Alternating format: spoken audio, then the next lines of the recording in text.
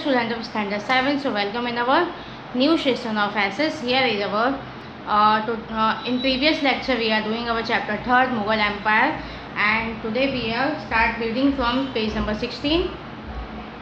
Veer Durgadas Rathod. So Durgadas Rathod was the son of Akshan Rathod, the minister of Jaswant Singh, the ruler of Mewar. He is compared to Rana Pratap.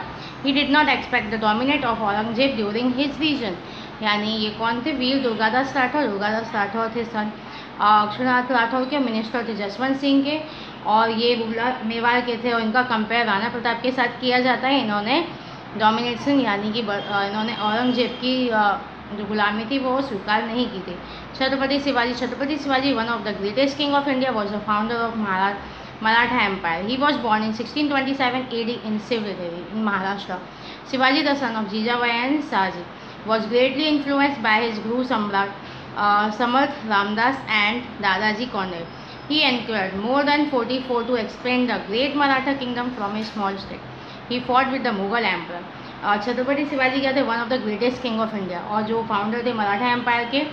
इनका born हुआ था 1627 में, और उसके अलावा उनके father उनकी mother जो थी जीजाबाई एंड फादर शाहजी, और उन्होंने उनके जो गुरु थे वो थे समर्थ रामदास जी एंड दादाजी कौनक देव, और उन्होंने 44 एक्सपेंड किए थे ग्रेट मराठा किंगडम को छोटी सी स्टेट से, और मुगल एम्पायर के साथ रहे थे। Aurangzeb and Adil Shah of Bijapur Sultan for a long time and finally achieve the victory. After his defeat he signed a treaty with the Mughal emperor in 1665 AD. Aurangzeb even imprisoned him, but he escaped cleverly. उन्होंने काफ़ी युद्ध लड़ने के बाद में उन्होंने एक संधि की मुग़ल एम्पर के साथ में 1665 में, और औरंगजेब ने उनको जेल में भी डाल दिया था, पर वो क्लेवरली उसमें से बाहर निकल आए और जीते। He was conquered in 1674 in Rajgarh and rose to prominence as a Hindu emperor. इसके अलावा to addition to being a great conqueror, he was also an efficient administration great organiser. His cabinet was known as आस्था परमानंद। He died in 1680 AD. Next is Mughal administration. So the Mughal administration was systematically established by Akbar. In it, the emperor was the center of rule and head of the council of ministers. He was a supreme commander and judge. A wazir was appointed to coordinate between the emperor administration. He was called a Diwan-e-Wazir, a call, and was also the head of finance and revenue system. The head of the army was called Mir Bakhsh. He recruited the army at his officer.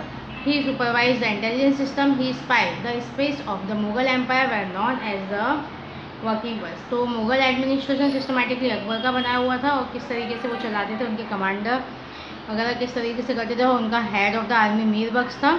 Okay, there was a department called Mir-e-Saman to look after the personal need of emperor.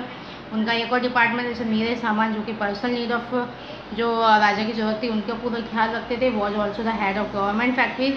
He head of the judiciary was Qazi. The head of judiciary कौन था? Qazi. Revenue system, Akbar introduce the new revenue system India which was known as the Mansabdari system. The revenue rate was 1/3 part of the annual producer.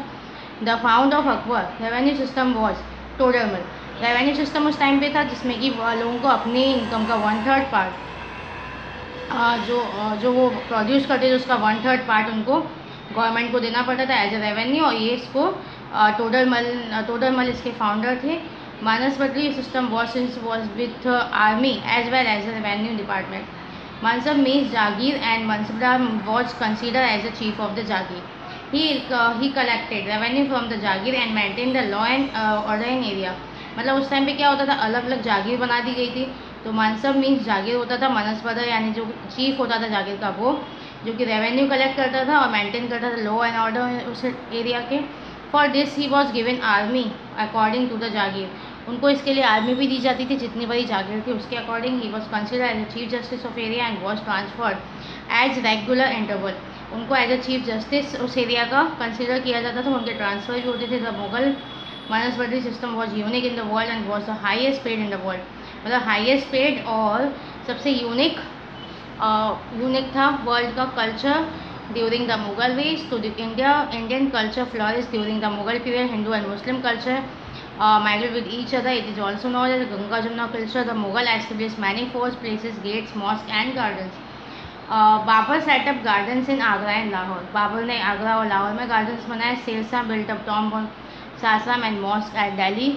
Akbar built a fort of Agra and made unique construction at Fatehpur Sikri, 36 km from Agra. These include Buland Darwaja, Salim Chishti Dargah, Mosque and Panch Mahal built in memory of the victory over Gujarat। तो अकबर ने क्या क्या बनवाया आगरा में, उन्हें उनका unique construction कौन कौन सा है? फतेहपुर सीकरी, ये आगरा से 36 किलोमीटर दूर है। एंड दीज इंक्लूड बुलंद दरवाज़ा, इसमें बुलंद दरवाज़ा, सलीम चिश्ती की दरगाह, मॉस्क यानी मस्जिद, पंच महल, ये सब गुजरात की विक्ट्री के याद में उन्होंने बनवाया था। The use of marble increase in construction during the time of Jahangir. उसके अलावा जहांगीर के टाइम पे मार्बल का यूज हुआ था कंस्ट्रक्शन में। The time of Shah Jahan is consider to be golden age of architecture of Mughal empire. He build Taj Mahal and the Moti Masjid Agra as well as a famous Red Fort in Delhi.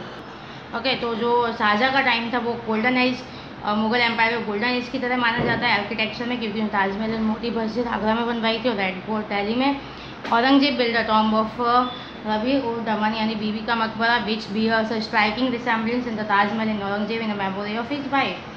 Painting, Mughal and painting were famous, world famous. Mughal painting world famous थी। It highly progress at the time of Jahangir. The Mughal emperor use to invite to best painter in Delhi during Akbar's time. There were great painter named Jaswant and Baswant. They painted beautiful picture in prison stories, book of translation of Mahabharata and Akbarnama. Jahangir painter named Mashur was world famous. Jahangir established a school of painting. During this period of art painting, progress in Rajasthan, Gujarat, Punjab, Himachal Pradesh and southern state. यानी painting Mughal time में painting का बहुत था। उस time के जो world famous painter थे मंसूर, जो कि किसके? जहांगीर के दरबार में थे। Literature, the Mughal emperor were the patrons of literature. वो लिटरेचर के भी बहुत शौकीन थे। दे वे गुड राइटर, वो भी खुद गुड राइटर थे। During that period extensive literature was created in Persian, Arabic, Hindi and other Indian language. Abul Fazl has written biography of Akbar, namely Akbarnama. He translated Mahabharata. A lot of literature based on the life of Lord Krishna was written in Indian language. Extant Eknath Gyaneshwar and Swami Ramdas composed devotion literature in Marathi. Now music. Akbar was a connoisseur of music. He great classical singer. Tansen was one of the Navratna. He created various raga.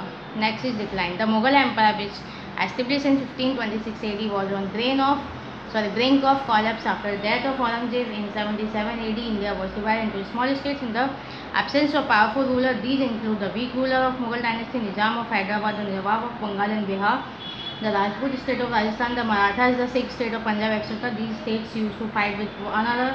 As a result, they become weak under such circumstances.